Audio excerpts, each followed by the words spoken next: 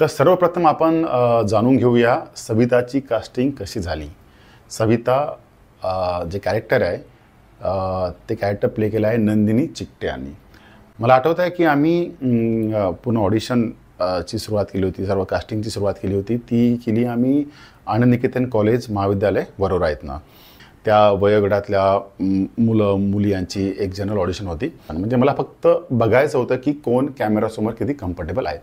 तर त्या ऑडिशनमध्ये नंदिनी पण आली होती, तिने ऑडिशन दिली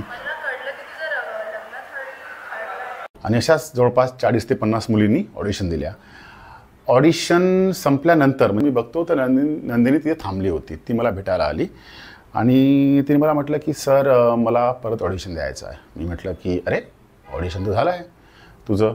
नाही नाही ते बरोबर झालं नाही, मला परत द्यायचं आहे। मी म्हटलं काही हरकत नाही, आमच्याकडे सर्व रेकॉर्ड आहेत, ते तुला आमची टीम तुला सांगतील काय रिझल्ट आहे। नाही सर मला अजून द्यायचं आहे। म्हटलं की बेटा तू जा, आपण करूया, म्हणजे सांगतो तुला काय तर।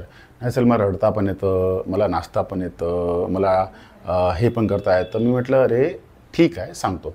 नंतर तिने मला ऑटोग्राफ वगैरे घेतला, आम्ही असा तिने घेतला आणि ती गेली। नंतर नेक्स्ट डे आमचा ऑडिशन्स होत्या चंद्रपूरला, जो की डिस्ट्रिक्ट प्लेस आहे। ऑडिशन सुरू होतं आणि जवळपास अर्ध्या एक तासानंतर बघतो तर स्टेजवर ती परत नंदिनी आली। मी म्हटलं तू तर कालच ऑडिशन दिलं कॉलेजमध्ये। नाही सर ते बरोबर झालं नव्हतं। मी एकदम म्हणजे ते हे झालो की अरे बापरे बाप, तिने ऑडिशन दिलं आणि ही परत 50 किलोमीटर ट्रॅव्हल करून इथे आली, ऑडिशनला आली।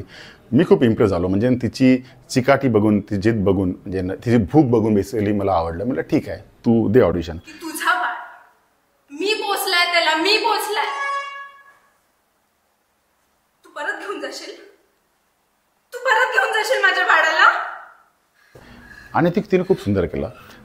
मला जे कॅरेक्टर माझ्या डोक्यात होतं सविताचं ते मला तिच्यामध्येच होतं, म्हणजे तिची बॉडी लँग्वेज, तिची उंची असो, त्या डोळ्याचं एक्सप्रेशन बेसिकली मला एक आणि ती एक ठहराव म्हणतो आपण, ते तिच्यामध्ये दिसला। नंतर आम्ही खूप ऑडिशन घेतले आम्ही बाकी मुलींच्या पण त्या कॅरेक्टरसाठी, पण मला वाटतं मी त्या दिवशी मला वाटलं की नाही हीच योग्य सविता आहे। आणि मला वाटतं मी त्यानंतर काही 10 दिवसानंतर जेव्हा आमचे बाकी ऑडिशन संपले, तिला मी स्वतःहून फोन केला आणि म्हटलं की तुझं सिलेक्शन झालेलं आहे। म्हणजे ऑब्व्हियसली टॅलेंट तर आहे तिच्यामध्ये, पण तिची एक भूक होती, एक तिची चिकाटी, जी जिद्द होती, ती पण मला फार आवडली आणि ती फार आवश्यक आहे टॅलेंटच्या व्यतिरिक्त सुद्धा।